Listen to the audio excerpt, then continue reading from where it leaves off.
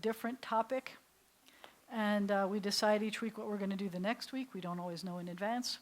And this week we're talking about prayer. So I have a few different ways that I want to approach prayer. I've given you a handout that includes some of the things that you're going to find online and other things that I hope to have posted eventually. But we are going to start, I stapled them in a Hebrew opening direction. So we're going to start with this one, the one that's got black writing only on the top half of the page.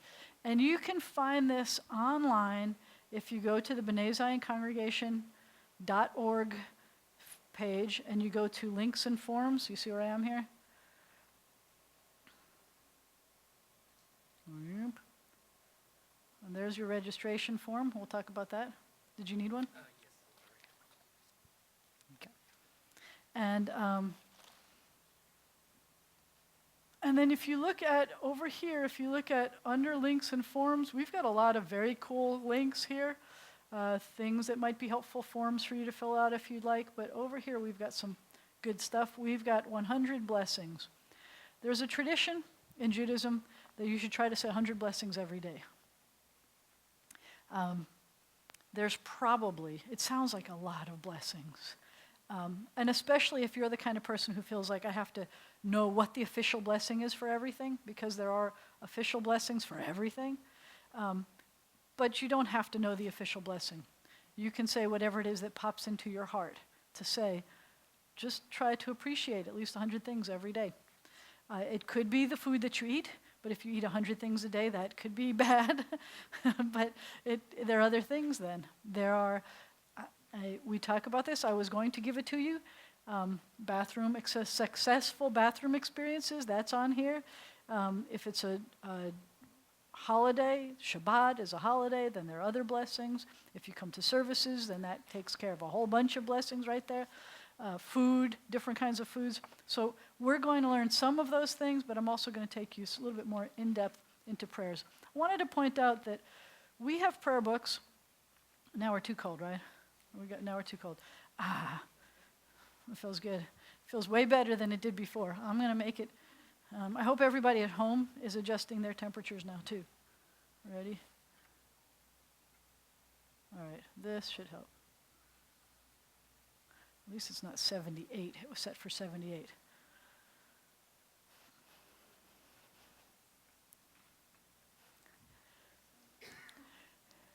All right, so what we're going to do is we're going to start with the blessing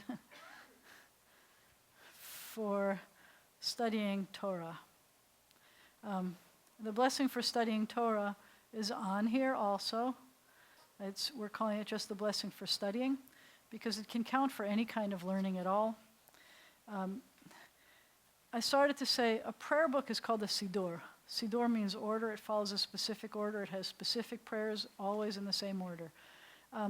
These are not in that specific order. I kind of tried to give these a specific order of flow. This one's going to have to come chronologically before anything else, just because if we want to study, then we say a blessing for studying. It's a unique kind of blessing. It's a special kind of blessing, I should say. It's not that it's unique. The first 6 words represent, the top line here, represents the beginning of many, many blessings. And then the next line, the middle line, represents the words that you say whenever you're fulfilling a commandment. We have 613 commandments. 613 commandments. Some of them have to do with the temple in Jerusalem, so we don't have to do them. The temple in Jerusalem was destroyed in the year 70. We don't do those. Some of them we try to do reminder things of, but most of them we're not responsible for. So let's just pretend there's about 300 left over of the 613.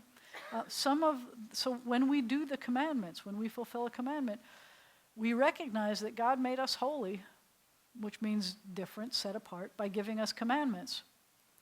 And we love the fact that we're fulfilling one of those commandments. One of the commandments is to be holy, and we can be holy by doing commandments.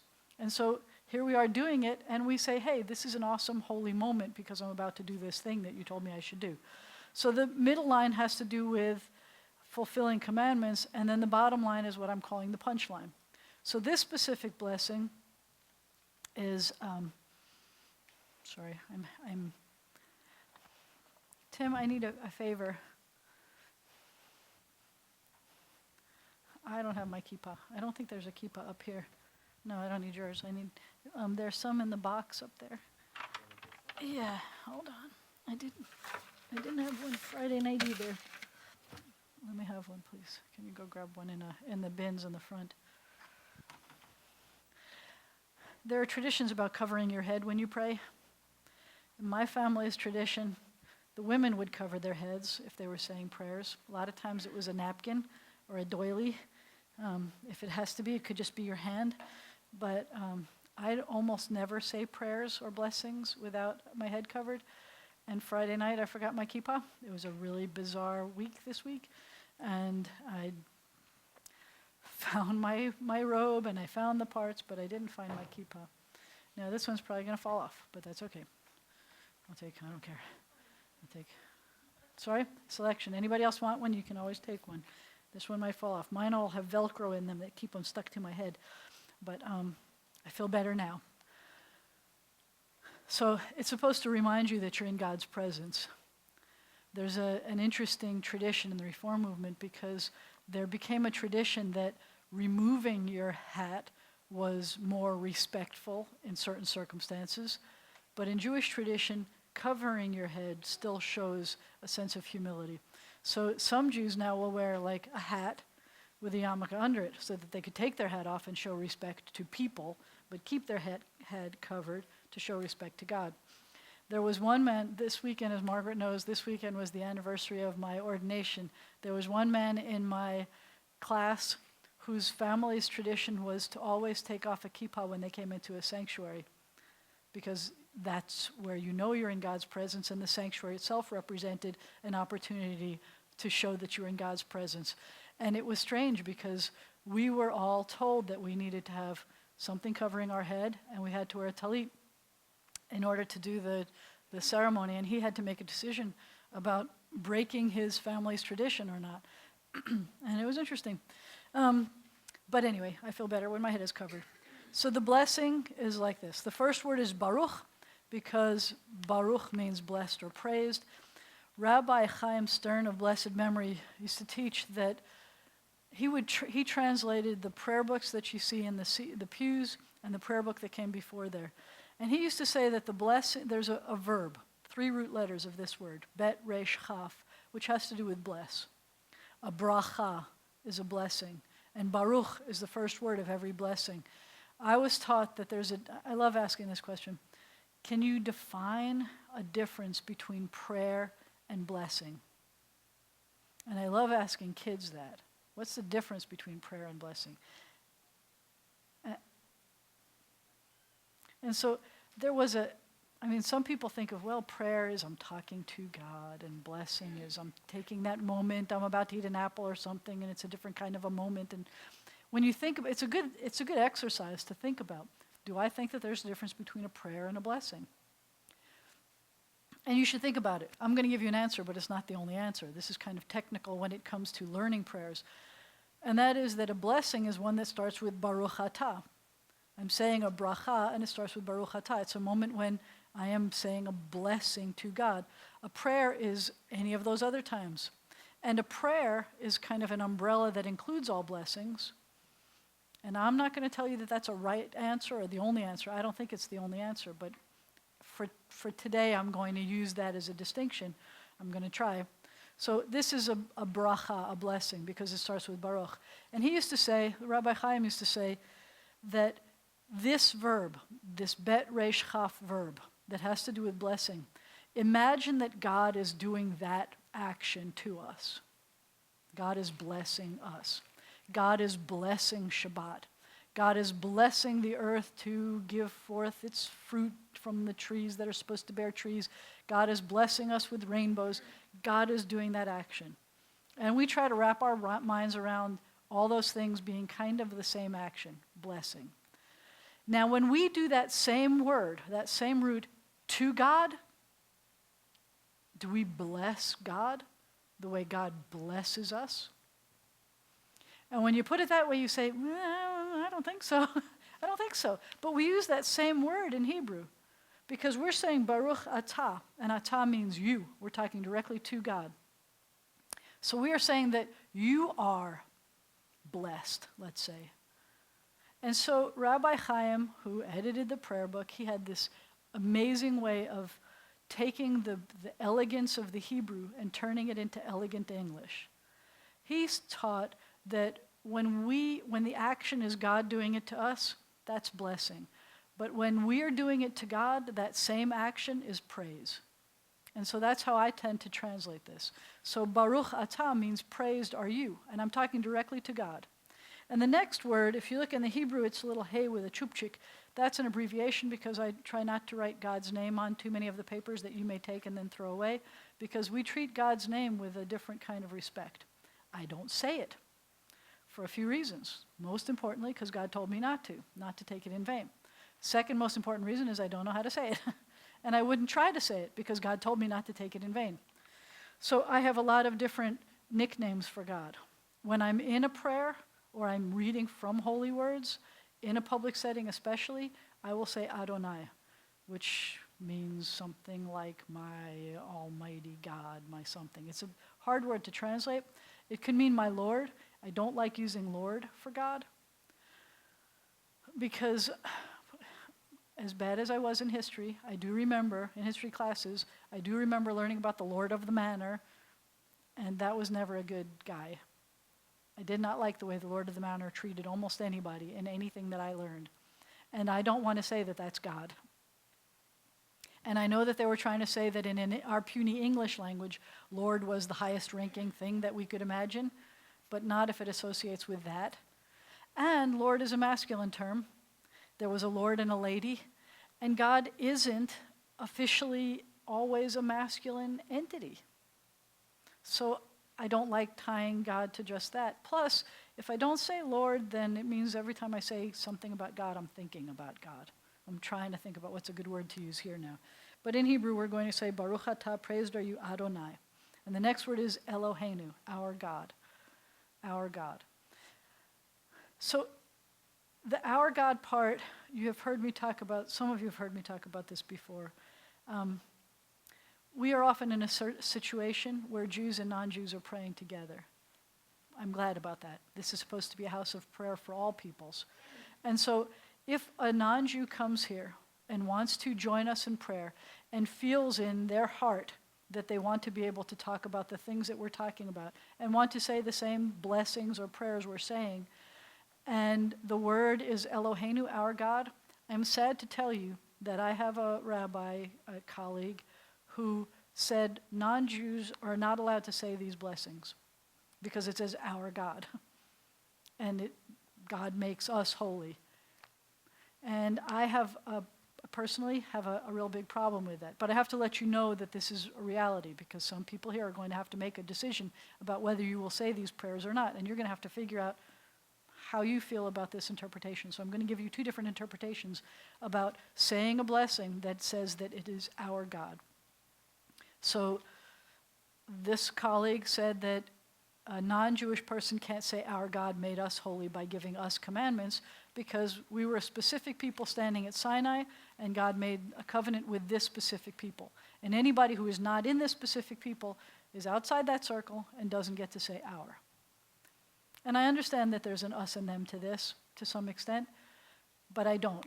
Because I also believe, and we're about to get to this prayer sooner or later today, that we learn that God is one, that there is only one God. And if anybody is praying to God, God is praying to the one God. And I think that if anybody's praying to God and saying, God, you gave me all these words to study, you gave me all of these concepts, you gave me commandments to do, if anyone wants to say, I feel commanded, I feel like I'm part of the hour that God is talking about, I don't get to be the one who chooses. I see no problem with everybody being able to say this. How awesome would it be if everybody were doing this, feeling commanded and feeling like they're part of this big thing that's praying to God? I give you that option, but I'm letting you know that's, and now once you choose which side you're on of this, you're going to have to always follow that rabbi's answers from now on. You're not allowed to, what I tried to do is I tried to rabbi hop. I didn't like what this rabbi said, so I went to another rabbi. I said, what do you think about this? And I went to another rabbi, and I went to another rabbi. Until I found one I liked. You're not allowed to do that. I was doing it for teaching purposes. So, Baruch atah Adonai, praise are you Adonai, Eloheinu, our God. That new ending means our, by the way. And then it says Melech, which means ruler, sovereign, king, ha'olam, of the universe, of all of eternity. That's what that word means. And that's the first 6 words of many, I would say most brachot, most blessings start with those 6 words. Baruch atah Adonai, Eloheinu melech ha'olam. You want to try them? Baruch atah Adonai, Eloheinu melech ha'olam. And whoop, what happened? Did you go to sleep on me? That's not good. Sorry about that, everybody. We're going to do this, so I'm going to make it bigger so you can see the transliteration and the Hebrew here. Baruch atah Adonai, praised are you Adonai, Eloheinu melech ha'olam, our God, ruler of the universe, of all of eternity, of everything. If you hear somebody else say a blessing, and you know that that person is now entering into communication with God, there's something you're supposed to do. I mean, it's kind of an awesome moment to know that you are watching someone in communication with God. So if you hear someone else say, Baruch atah Adonai, praised are you Adonai, there's a response that you're supposed to say. In Hebrew you say, Baruch hu uvaruch shemo. Baruch hu uvaruch shemo, which means praised is God and praised be God's name. And it's an acknowledgement. You say, when I was growing up, we had another way of saying it. My family came from Ashkenazic roots, and my great-grandmother, may her memory be a blessing, and my grandmother, may her memory be a blessing. My mother, who's alive and well and with us, would say, Brachi b'shemoy, Brachi b'shemoy. And so Baruch hu v'ruch shemo, instead of that, they would say, Brachi b'shemoy. And I was like in high school by the time I figured out that this Hebrew that I was studying, this modern pronunciation, Baruch hu v'ruch shemo, was the same thing as Brachi b'shemoy. It's the exact same thing, it's just a different dialect. So I had to make this really tough decision. Do I do what I know, Baruch hu v'ruch shemo, or do I do what my family does, Brachi b'shemoy? And what would you have done? I started off trying to do, I am sophisticated and new and know these new things, and that didn't last very long. I Brachi b'shemoy. First of all, it's a lot easier because sometimes you can't squeeze in the rest of the words as quickly because somebody's going to go straight through a blessing and you got to squish it in before you step on any other part of the blessing. But anyway, so you hear somebody else say, Baruch atah Adonai, you say, Brachi b'shemoy. Eloheinu melech haolam, our God, ruler of the universe. And then the second line is Asher Kiddushanu, which means Asher is a relative pronoun. It is the all of the above relative pronoun. It is who, what, which, where, when. It's all of that. If I want to say the person who, or do you remember the time when, or the place where we went, it's that word, Asher. That does everything. So here we're talking about praise are you, Adonai, our God, ruler of the universe. In this case, even though God isn't a person, my inclination is to say, who made us holy? Kiddushanu, you hear that new ending again? That means us, or we. Kiddushanu means made us kadosh, holy. Kadosh is holy. Holy means separate, unique, set apart. It doesn't specifically truly mean better. It just means different. You've heard my example about, Johnny next door gets to go to bed at 11 and we go to bed at 10. It just makes us different. It doesn't make it better. If you can eat mud bugs, or better yet, lobster, and I can't, who's better here? Is there a value judgment here? No, it's just that I'm different. I can't eat it. Why can't you eat it? Not because I'm allergic to it. Not because it doesn't look delicious or messy or whatever it is that it's supposed to look that makes it appetizing. Because God said so. There are other reasons why keeping kosher. But anyway, the point is it's not the value system about what it does for me to do these things. It doesn't make it that I'm better. I am just different. God said, this is how I want you to be. I want you to be different from other people. As I said before, it wouldn't hurt my feelings very much if the whole world decided to be different like me. I would be okay with that. But anyway, so Asher Kiddushanu, who made us holy. Now we're putting ourselves all of us into this. And how did God make us holy? B'mitzvotav, with God's mitzvot. Mitzvot is the plural of mitzvah. Mitzvah means two things. In Yiddish, in modern colloquial Yinglish, which is when you combine English with Yiddish, and in Yiddish, a mitzvah is a good deed. In Hebrew, mitzvah means commandment. And a commandment isn't just a suggestion, it's a commandment. And so this says that how does God make us holy? By giving us commandments. It turns out that every one of the commandments also happen to be good deeds. There's never a commandment that's really a bad thing, or even a questionable thing. They're all really good. And so, God, who made us holy with God's commandments, and then it says, Vitzivanu, and hopefully you hear the mitzvah part of Vitzivanu, this, and you hear the new ending again, and commanded us, and here it comes. The bottom line is the punchline. What is it that God commanded us to do? In this case, it's la'asok b'divrei Torah, to work at the words of Torah, to learn all of instruction, to do what we have to learn. And so that's the commandment. That's the blessing, is God commanded us to learn. And that's this blessing. And it's got an awful lot built into this. I want to tell you my favorite story about blessings. Camp Chai. I want to talk to you about that after. Well, you're leaving today, but that's okay. Camp Chai is this day camp that we have here for little kids and medium-sized kids, for kids. And it runs a few weeks where they come in the morning, and the first part of every morning is me doing circle time with them, where we sing some morning prayers and we learn colors and numbers and fun, ridiculous songs that people shouldn't see me dancing to and doing and things like that. I mean, the crazy stuff that you do at camp. They're actually all online. I'm embarrassed to know.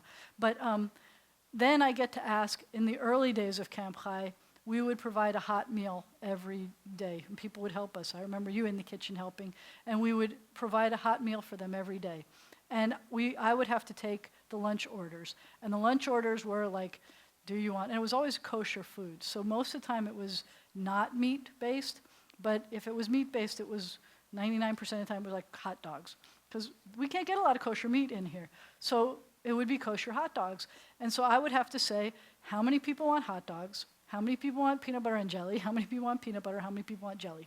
And we take the order. And so one day I said, well, we're having kosher hot dogs today. How many people want kosher hot dogs? And this one kid raises their hand and says, I can't have kosher hot dogs. And I said, why? Are you allergic? No, but we don't keep kosher. And so we had a long talk about what it means to keep kosher. And I said, wait a second. Just because you don't keep kosher, that means you eat things in addition to eating kosher food. I said, what did you have for breakfast? And she had Cheerios or something, which happens to be kosher. And I said, no, you're okay. You can have kosher hot dogs. If you like hot dogs, you can have hot dogs. And then I'm supposed to teach them blessings. So if there are days when they'll go like blueberry picking, and I would say, all right, what's the blessing for blueberries? We have to figure out how it grows. Does it grow on the ground, or does it grow in a tree or something like that? All right, today we're having apples for snack.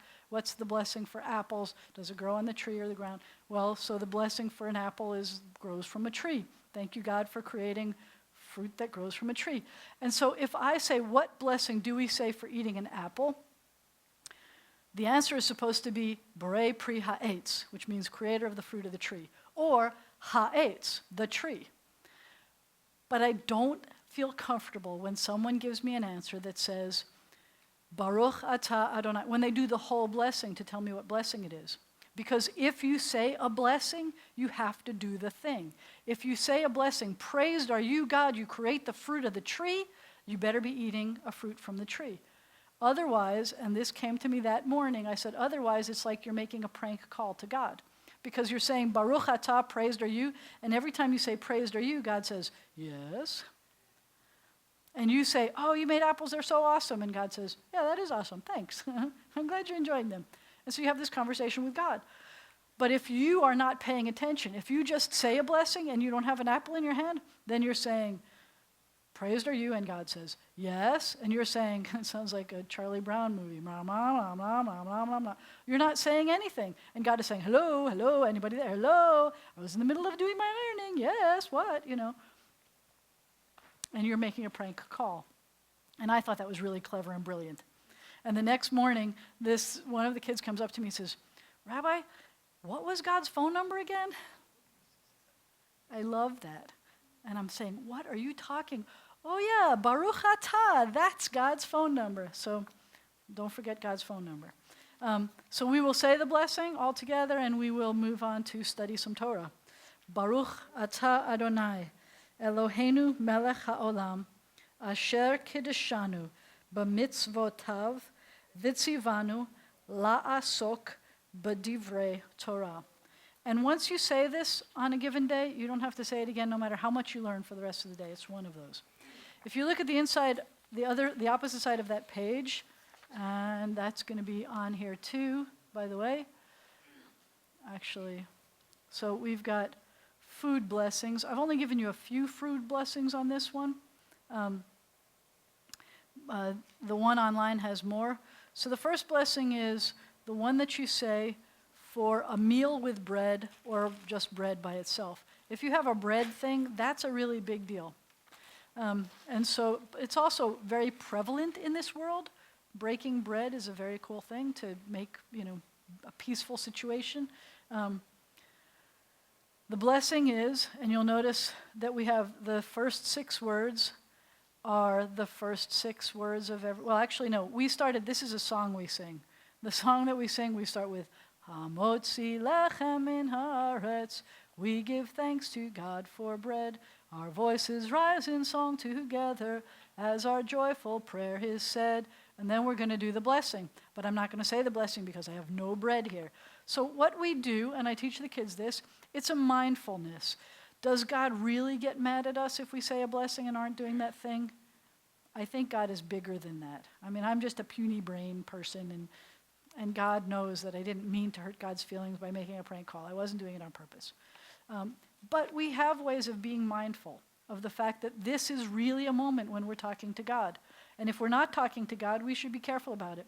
So what some people do is they have other words that they use in place of the Adonai. So they'll say, Baruch atah Adoshem, and that's a nickname of a nickname, so that you're not saying God's name. So God's not even going to notice. God is going to say, hey, was that the phone? No, it wasn't the phone.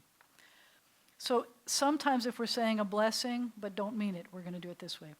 Baruch atah Adoshem, Eloheinu melech haolam.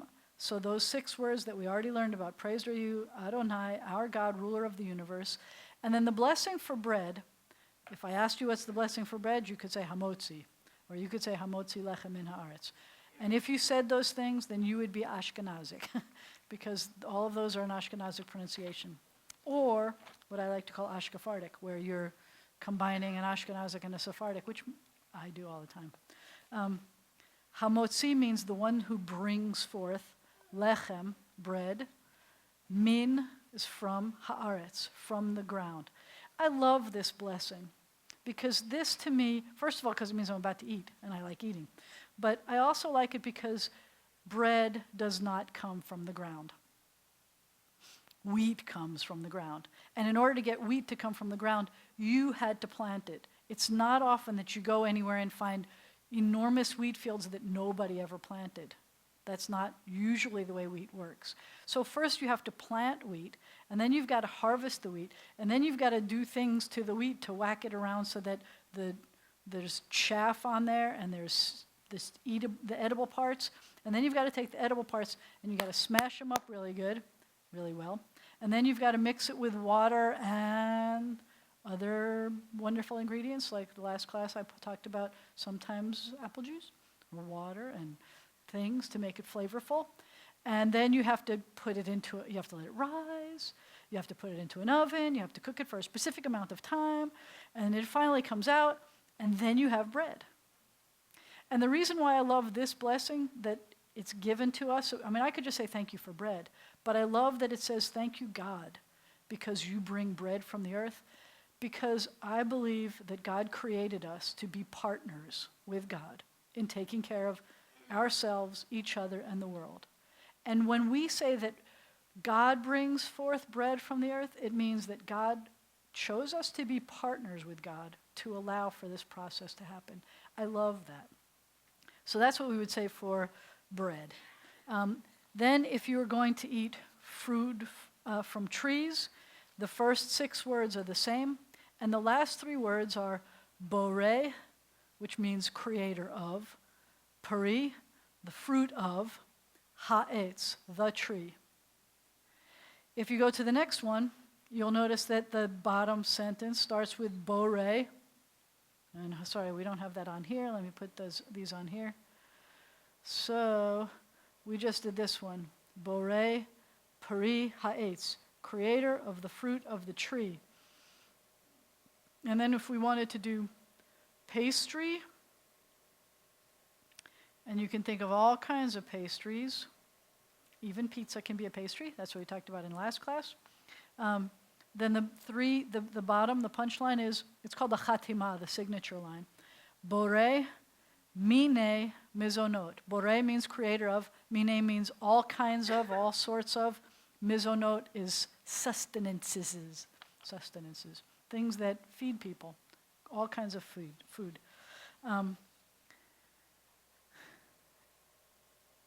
And on your sheet, I have only one other blessing, which is the blessing for the fruit that are not. Come here, it's here. Yep, this one. If you're having wine, there's a special blessing about wine. But if you're having any other kinds of drinks, most other kinds of drinks, sometimes if it's a drink that's obviously, like if you're having apple juice, you'll probably want to think of it as the apple part. But if you're having water, if you're having milk, if you're having coffee, you would say this. If you're having cheese, if you're having meat, if it doesn't come from the ground or the trees, you would say this. One of my other favorite stories was I had a bar mitzvah class, and we would have snacks before class, and the kids were learning which blessing you say for which kind of thing. And so this one girl said, I don't have to say a blessing because I'm just having water. And I said, well, why? I said, you'd still have to say a blessing. And she'd say, why is there a blessing for water?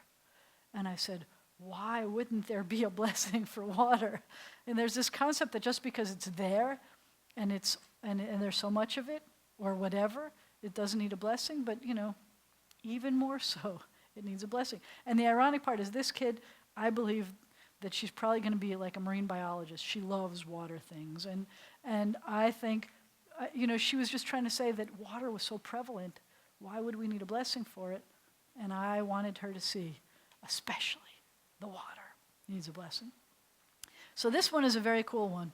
This one says, the punchline, the chatima is, shahakol, that everything, nihiyeh, is, it's the passive form of the verb to be, bidvaro, in his word, according to his word, is his thing.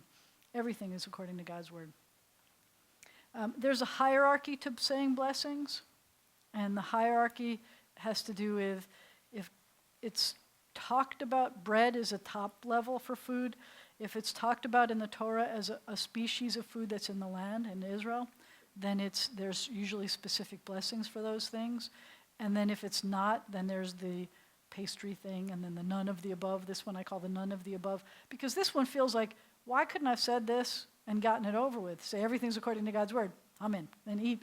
Because it covers everything. Because you have to remember that it's not the all of the above prayer, it's the none of the above prayer. It covers the things that you haven't covered with something specific.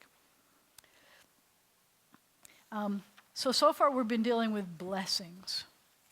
Now, and I have no idea where, I have to figure out where I got this. This is a really wonderful blessing. Let me see if I can find.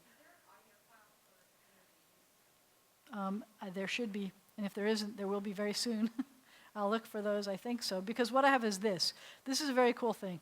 If you go to either click through, I don't know if you saw where I got this from. I showed you how to get to the 100 blessings pages. But if you look in here, it says worship service blessings and prayers are here. Practice files for bar and bat mitzvah students. The bar and bat mitzvah student page has every prayer and blessing that is part of the worship service, every single one. And it's got ways to learn them. It's got audio files and video files, and it's got these purple ones, which are the show me's. So watch how show me goes. You got to do this again. Let's practice reading the Shema. Shema Yisrael Adonai Eloheinu Adonai. All right, you get the point on this one. I'm going to stop it for a second. We'll practice this some more, but I want to show you this for the Shema, for example. I've got one show me with that, and then I've got one show me like this. Ready to go. Anytime now. So as I'm getting them, if they're not already there, it will be soon. Let's practice singing the Shema. Shema Yisrael Adonai Eloheinu Adonai Echad. It gives you an idea what ways you can practice all these things. But for the Shema, for example, which is the one that we were specifically requested to look at, and we're going to talk about that one in depth, you also have, you see how this says sound files? You've got a sound file here. You should have had,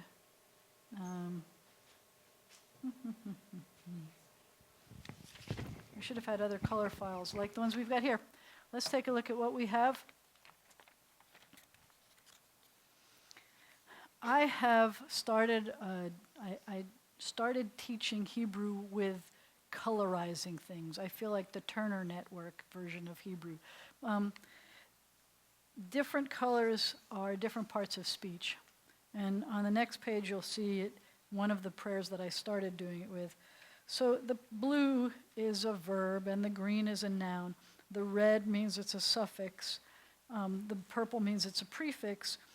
And I do this because sometimes words look really long and intimidating. You learn how to read the alphabet, and then from there you've got to read really long things. And I wanted to show my students that a long word is really made up of lots of little chunks of parts that they have seen over and over and over again, and they actually even know what it means. So anyway, what I've done here is I've shown you one line says Shema Yisrael. And then under it, it will say the translation using the same colors as the color of the words of the Hebrew, and it'll give you a transliteration. This is supposed to be a learning Shema page. Shema, the top of it, where the first 3 lines of this page, Shema Yisrael, Adonai Eloheinu, Adonai Echad. Those 3 lines, those 6 words, those come from, I can do this, Deuteronomy chapter 6, verse 4. It's your bat mitzvah portion. Deuteronomy 6:4 is that's a whole sentence. Shema Yisrael, Adonai Eloheinu, Adonai Echad. There's some wonderful stories about the Shema itself and what it means. So literally, Shema is a command word. It means listen. And I would call this a prayer and not a blessing. This is the first of the prayers that we're looking at, not blessings. Listen, Israel. In this case, Israel represents all of the people of Israel. And then it says, Adonai Eloheinu, Adonai our God, Adonai Echad, Adonai is one. Listen, Israel, Adonai our God, Adonai is one. That's an awesome thing to say. When I was growing up, the old prayer book we were using, the rabbis would call it the watchword of our faith. I don't know what watchword is. I've never used it for anything else, but it's the watchword of our faith. This is the most important statement that we say as Jews. When you see it in the Torah, first of all of the little dots and dashes, those are gone. There's no vowels. Those are the vowel markings. But you'll also see the very first letter, the shin, the very last letter of the first word, the ayin, and the very last letter of the last word of the 6th, the dalet, bigger than the other letters. And that's weird because there are no such things as capital letters in Hebrew. So it's strange to have it large. And it's also strange that it's the last letter of both of those words instead of a first letter. I mean, you expect first letters sometimes to be big, and the very first word of the Torah is a bigger letter, and so you get used to that. But it's the last letter of the first word of the sentence and the last letter of the last word of the sentence. Listen, Israel, Adonai our God, Adonai is one. And by the way, the word listen also sometimes means obey. If you're listening, then it means you do the thing that you said, that I told you to do. Listen, Israel, Adonai our God, Adonai was. But what does the ayin dalet mean? Why are they bigger? Every Torah in the world has it written bigger.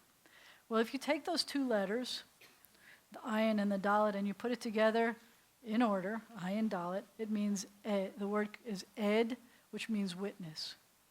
So we are being called to be witness to the fact that God is one. That's a really obvious answer. That works. I like thinking that those same two letters, if you put them backwards, if you make it dalet ayin, it means know. K-N-O-W. It's a command for know. Has to do with knowledge. Has to do with something that you totally know about. This next sentence, Baruch Shem, Kavod Malchuto Le'olam Va'ed, those 6 words, that is usually what follows the Shema in almost any prayer sequence. If you're praying in the prayer book, if you're saying your prayers at bedtime in the morning, you would say Shema, and you would usually say those 6 words afterwards. This, I told you, is Deuteronomy 6:4. This is nowhere in the Torah. It's not in the Torah at all. It's loosely taken from a chunk of Nehemiah, loosely, but it's not. It's something that the rabbis felt were important for us to say because it shows that we are witnessing this fact. And what is it? It's a little bit complicated grammatically. Baruch, you've seen that over and over and over again on the blessings thing. Baruch is praised or blessed. Baruch Shem is blessed or praised as the name. Kavod Malchuto, the glory of God's kingdom. Le'olam va'ed is forever and ever. And that's the answer that we give to the fact that someone is saying, remember we have a God, and remember that our God is one. Le'olam va'ed is an awesome phrase. Olam means world or universe. The word va'ed means, and just keeps going. I always thought that, how many people saw the Toy Story movie with Buzz Lightyear? To infinity and beyond. That's literally what this says here. To infinity and beyond is le'olam va'ed. That's used often to mean a forever and ever. There was some kind of specific question that you may have had about the Shema. God is one. And so the God is one thing I started talking about even before. My answer to the rabbis who say that people who are not Jewish can't say our God is that's ridiculous. What God do you think they're praying to if they're not talking to the one God, if I believe there's only one God? If we believe there's only one God, there's only one God. And this is a command. There's also, by the way, let me not forget to tell you another story. There are a bunch of stories about the Shema line. In our services now, most of the time, we say the top 6 words loudly, and the bottom 6 words we say quietly. We didn't always do that, but that's a tradition that Jews do all over the world. So the Reform movement was really good at throwing away traditions for a while, but we realized that some traditions make sense, and they feel good to do. So this is one we've taken back again. So we'll say, in most places you'll hear a melody like this. Shema Yisrael, Adonai Eloheinu, Adonai Echad. And then you'll hear really quietly, and in some congregations you won't even hear it at all. Baruch Shem, Kivod Malchuto, Le'olam Va'ed. And you'll say it quieter. And then you go directly into what's on the next page, which is the V'ahavta, which is Deuteronomy 6:5, which says, and you shall love your eternal God with all your heart, with all your soul, with all your being. And it will go on to this thing about ways you're supposed to love God and talk about God when you're in your house, when you're walking around, when out the way, when you're lying down, when you're rising up. And it talks about all those things. And so one of the reasons why the middle line is quiet is because you go from Deuteronomy 6:4 to Deuteronomy 6:5, and you squish this sentence in the middle, and it doesn't really belong there, but you feel an obligation to say this, witnessing kind of line, and so you squish it in quietly. But there's this wonderful story about how Israel was not just the people, but it was also a guy's name. Jacob's name was Israel. Jacob struggled with a man or an angel or God, and in the morning the guy says, "Let me go," and Jacob says, "I'm not going to let you go unless you bless me. Here's bless me." And the angel said, or the guy says, "What's your name?" And he says, "Yaakov." And he says, "No longer shall your name be Yaakov. From now on your name shall be Yisrael," which means struggled with El, with God, and succeeded. And in the very next sentence, it calls him Yaakov again, which cracks me up all the time. I just think that Torah has a sense of humor all over the place.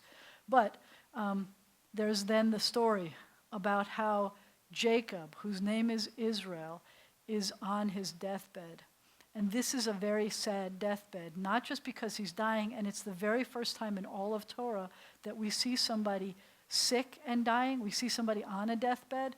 Up until now, we may know that someone dies, but we aren't with them in the moment when they're feeling like they know they're going to die and they die.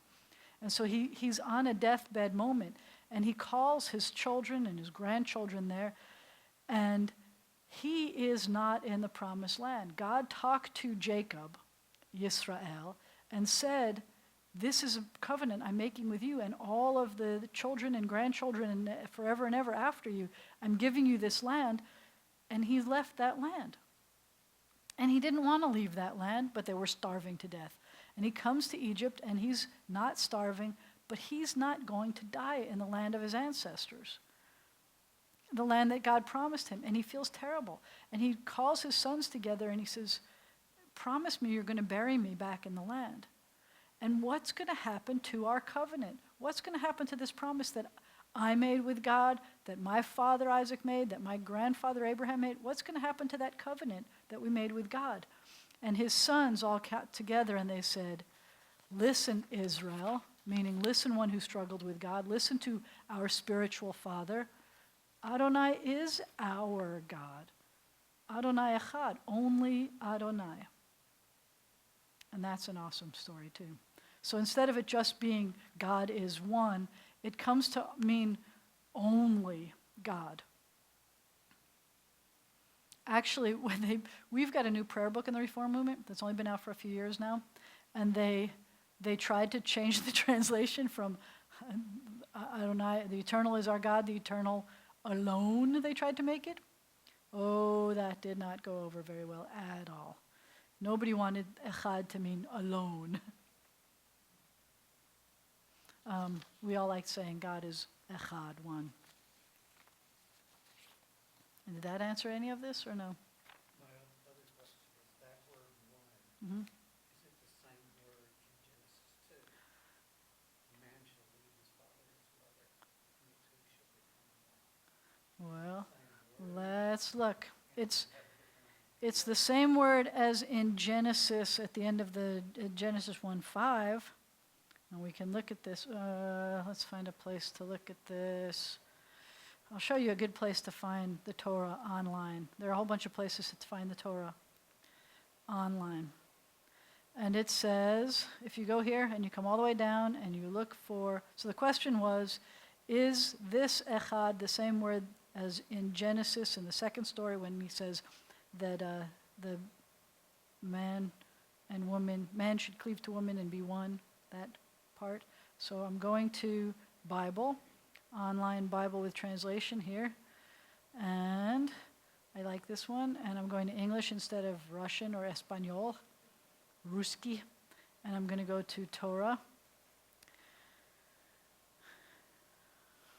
It's a really cool, I'll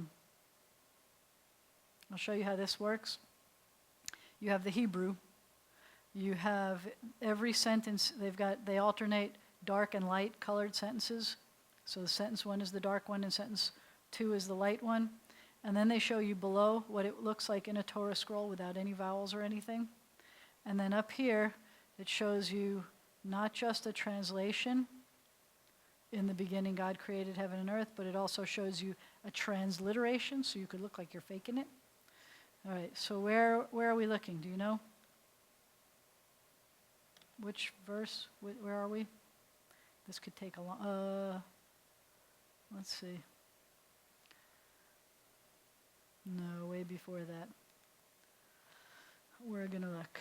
The man named it, da-da-da, and he slept. Does that come right?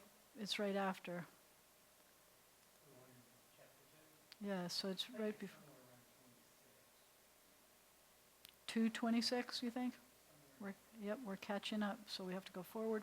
That's what I thought was right here. Man shall leave his father and mother and be united with his wife, and they shall be one. And it says echad. It says echad. So you're 24, and it says al kain ya'azov ish et aviv et imo, and therefore he shall leave. He shall leave ozev et aviv, his father, ve'et imo, v'davak, and he should stick like glue, be'ishto, with his woman, ve'hayu levasar echad, and they shall be like one flesh. Echad, same word at the end of the first day. That's something that drives a lot of people crazy, because the end of the first day says there was evening and there was morning, one day. And everybody has a translation that says the first day, and it doesn't say first, it says echad. All right, so on the next page, I'll show you the colorized version of the Ve'ahavta, and that is posted on here. Back to find that again. Bet class here. And the Ve'ahavta color chart is up here. And it shows you the colorized version of all of this, the Ve'ahavta, and you shall love. This is for helping with my kids with all of that studies. The page after that and the thing that I handed out to you has big, giant versions, and it's a flashcard. So the back of these things show the same big, giant version of those letters, which are the first 2 lines I showed you of that first blessing. The first 6 words, praised are you, Adonai our God, ruler of the universe, who made us holy with commandments and commanded us. It's just the beginning. And if you look at the back, it's a flashcard. So you have to go the other way. You have to say Baruch Atah. But the Baruch is blessed, and it tells you how to pronounce it, and it gives you those first 10 words of every blessing. And then I gave you a present. The last page of this, and I think I have this posted on here also in at least one version, is, I'm going to come up, no, I got to go back to, let me come here. Let me do it this way, b'nai-zion-congregation.org. And then I go to the links again. And then we go to 100 blessings again. And, nope, it was on the old, I've got to post this. This is something that I bring to people when they're in the hospital, if they're healing, to help them with healing. It's got mystical powers for those of you who understand anything about Kabbalah. There are mystical powers. The red color itself keeps evil intentions away. The hand is supposed to represent the hand of God, a protecting force. You don't have to believe any of that stuff. It's okay with me. It's still pretty cool. The blue is comforting and peaceful. It's supposed to help for calming fears. The words on the top and the words on the bottom are blue. If you'll notice, there's 2 sides to this. One side has it in Hebrew. The Hebrew itself is said to have powers, healing powers. But if you wanted to say the Hebrew and you don't know Hebrew, then the other side is the same words but in transliteration. Don't tell that I did a transliteration. I don't like transliteration. But some people need it. So you'll notice that the first sentence is the Shema. It's a comforting thing. First 2 lines are the same Shema we have on that. And then I have the priestly blessing. May God bless you. May God protect you. That's a cool prayer also, that blessing, the Birkat HaKohanim, the blessing of the Kohanim. You'll notice that the first sentence has 3 words. The second sentence has 5 words. The third sentence has 7 words. There's power in the numbers. There's power in all kinds of things. But it says, may God bless you. May God protect you. May the light of God's face shine upon you and be gracious to you. May God's face be lifted up to you, and may God grant you peace. It's my translation. And then for comfort, I find this comforting because a lot of times it's especially, I feel especially vulnerable before sleep. Because if I go to sleep, I can't be watchful. I'm on duty all the time, but I can't be on duty when I'm sleeping. So I like this one. It says, Hine lo yanum velo yishan shomer Yisrael. Behold, the guardian of Israel neither sleeps nor slumbers. I can go to sleep because God is on it. This next prayer, this next reading comes from, I found it in the bedtime prayers in a traditional prayer book. You'll notice that in English, it takes the sentence three ways. It says, for your salvation do I long, Adonai. Actually, I'm sorry, I can post this. I can do this. I know how to do this. It's got three words in Hebrew, and those three words in Hebrew, I'm coming here. Let's see if it's in the Dropbox too. It's not in the Dropbox, it's on this. It's got three words in Hebrew, and those three words in Hebrew, if you say the three words in every combination, will allow you to use all of the letters that make up every name of God. And you wouldn't be saying every name of God, but you would be alluding to every name of God. Yeah, that's good. So it's this here. These words here, come on. It got big, just like I asked it to, but I want this to be big too. There you go.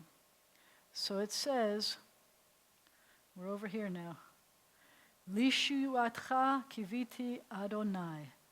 For your salvation do I long, Adonai. Kiviti lishuatcha Adonai. I long, Adonai, for your salvation. Adonai lishuatcha kiviti, Adonai, for your salvation do I long. In biblical Hebrew, in classical Hebrew, in Hebrew, it doesn't matter where the noun and the verb come in a sentence. It can come in the beginning, in the middle, and the end. It doesn't matter. So if you take all three permutations of those three words and you say that whole combination of three things 3 times, you are totally protected. You have been covered with everything you need. The next one is one of my favorite comforting prayers, I guess. It says, B'Shem Adonai Elohei Yisrael, in the name of God, in the name of Adonai, the God of Israel. It says, Mimini, from my right side, is Michael. The words Michael, the name of that angel, is who is like God. That shows God's awesomeness. Umismoli, and on my left side is Gavriel. There's this angel called Gabriel, and Gabriel means my strength is God, Gibor, Gavriel. Umilifanai Uriel, and in front of me is an angel called Uriel. My light is God, lighting my path, leading me. And umeachorai Raphael, and behind me, and from my back, is Raphael, which means my healing is from God. V'al roshi, and on my head is Shekhinat El, is the Spirit of God, the Shekhinah. There have been times when I felt very vulnerable, and when I discovered these angels protecting me, I felt very safe. I've told you the story, I've told many of you the story that when I was in my seminary 8 years ago this week, Rabbi Chaim Gelberman, Joseph Gelberman of blessed memory, he was 95 years old. And he said, my body doesn't work so very well. He had a very thick accent. I'm not doing his accent well. And he said, but every morning I wake up and I open the curtains and I say, Ribono shel olam, Master of the universe. Hakol beseder? Everything okay? And God says, Hakol beseder, everything's okay. And God knows. And he says, and he sits down and he invites his angels. And he does this in the morning. I do it as my nighttime. And he invites Michael, who is like God, and Gavriel, my strength is God, and Uriel, my light is God, and Raphael, and my healing is God, and the Shekhinah. And he gets up from his chair very slowly. He says, and every morning, my angels and I, we dance. I love that. And he dances with his angels every morning. He did. His memory be a blessing. And then I have Biyado avkid ruchi, be'et ishan va'ira, ve'im ruchi geviati, Adonai li ve'lo ira. Into your hands I commend my body and my spirit, both when I sleep and when I wake. In your presence I cast off my fear and I lie down to rest and sleep. And then we say the blessing for healing, Baruch atah Adonai rofeh cholim. Praised are you, Adonai, healer of the sick. I wanted to give that to you as kind of a present. There is a lot to know about Jewish prayer. I like the idea of the 100 blessings a day. I like taking you through that. I like reminding you that you should be thankful that your body works, that you stand up, that you have clothes, that you have food, that there's all kinds of reasons to be thankful every day. And there are words that people give us to pray with, and there are words that you can say in your heart, and God accepts those, all of the above. There's appropriate times to come together to worship, where it's really important to have community, to know that you're not alone. And then there are times when you can pray by yourself and take a moment, and that's powerful too. There is a wonderful saying that when we pray, we're talking to God, and when we learn, God is talking to us. So I hope that some of this allowed you to hear God's voice and know what's happening. And we obviously can't possibly be done with everything we need to know about prayer, but our time is up for today.